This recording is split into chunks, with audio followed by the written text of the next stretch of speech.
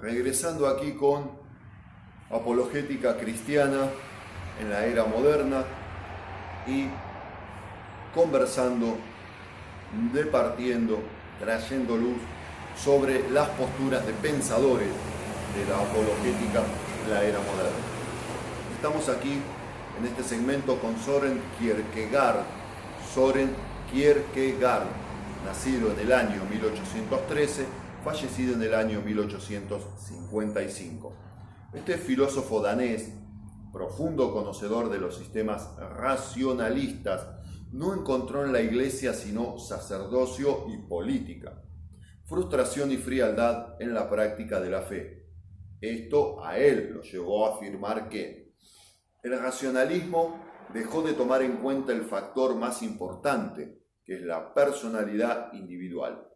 Tú no estás viendo una obra teatral, tú estás en el escenario, no puedes escapar a la realidad de la solución de tus propios problemas. La verdad es un asunto de pasión interna. La verdad puede ser comprendida únicamente por la fe, lo que él llama un salto de fe, una decisión eterna por Cristo.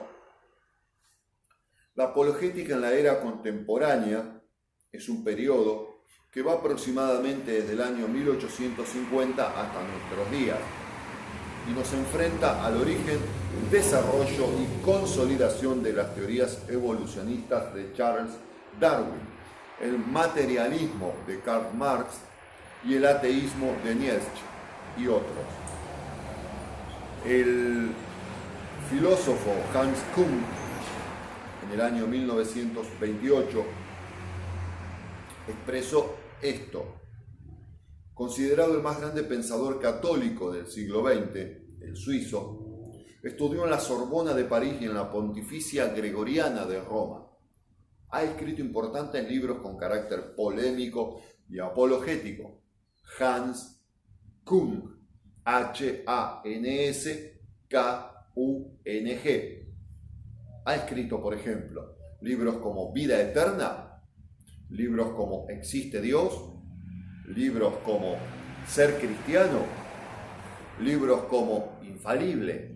¿Infalible? Una pregunta. Son libros que ha escrito Hans Küng. Con respecto a la existencia de Dios, este filósofo teólogo dice que la fe bíblica, la fe en un solo Dios, es coherente en sí misma y puede a la vez legitimarse racionalmente. El Dios de Israel, común a los judíos, a los cristianos y a los musulmanes, es el Dios uno y único que no admite a su lado otros dioses, ni viejos ni nuevos. También dice que la existencia de Dios solo puede ser admitida dentro de una confianza basada en la realidad misma. La fe en Dios no puede ser simplemente afirmada y tampoco puede ser demostrada de una manera tácita, pero se debe confirmar con la experiencia.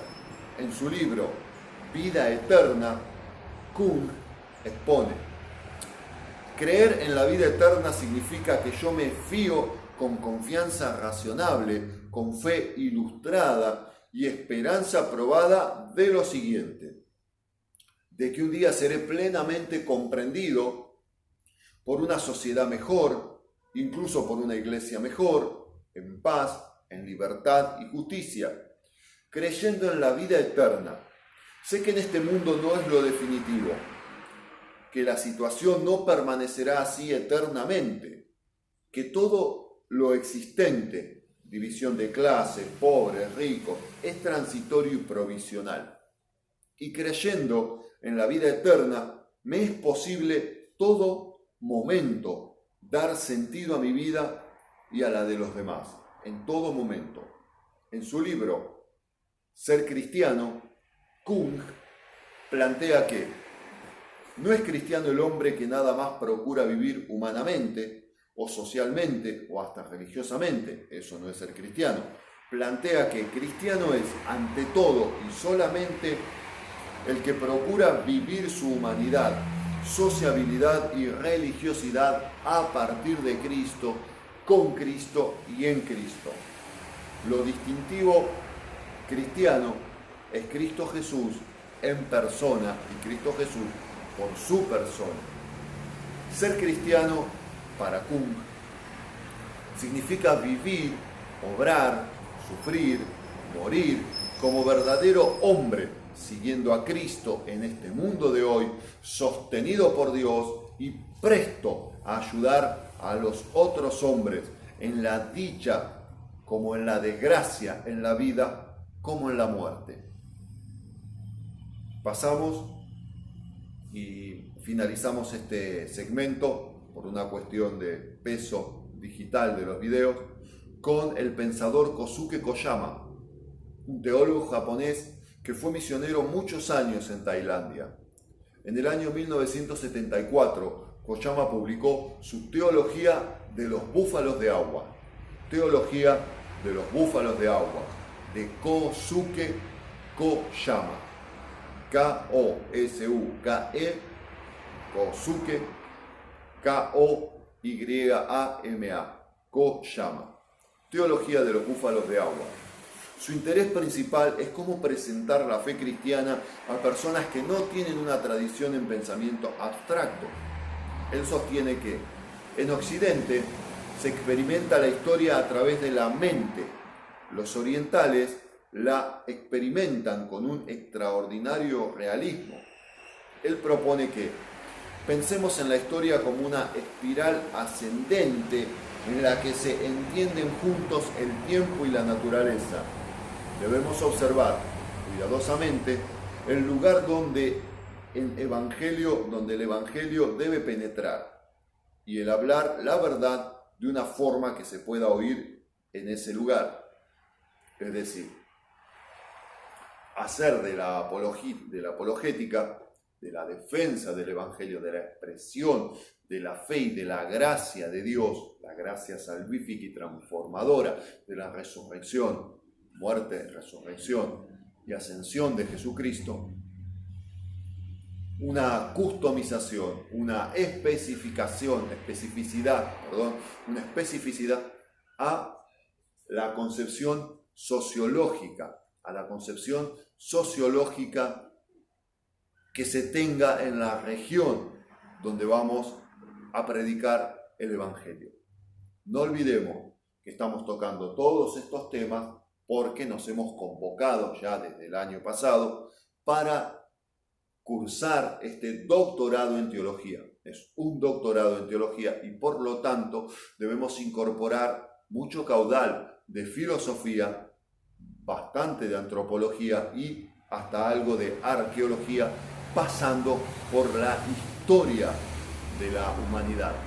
Todo esto, por supuesto, con la mira primaria, con la visión puesta en escudriñar la Santa Escritura, el conocimiento teológico, la conformación divina, la economía de Dios, el propósito divino dispensacional de Dios, para poder formarnos, como está escrito, para toda buena obra y ser validados no solo para nuestras pequeñas congregaciones, no solo para nuestros hermanos de una constitución sociocultural moderada, de una constitución sociocultural de trabajadores, sino para poder representar a la Iglesia en lo ascendente dentro de la misma sociedad humana en la que nos movemos.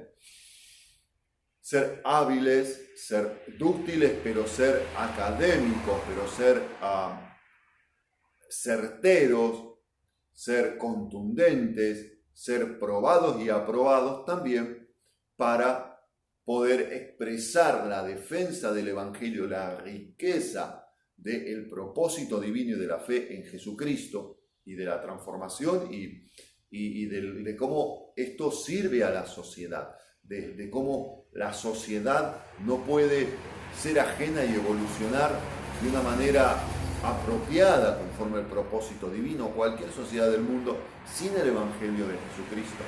Esto lo definen, lo manejan generan políticas de Estado, políticas de pensamiento, políticas filosóficas en esferas muy altas de la sociedad, digamos de las clases sociales, que son los que manejan el poder. Bien, para esto nos estamos formando en este doctorado en teología, que si Dios ayuda, lo finalizaremos a fin del año entrante. Bendito sea Dios. Vamos a cortar el video por una cuestión de peso y luego volvemos con José Miguel Bonino. Estamos en el resumen, digamos, de la apología en la Edad Moderna.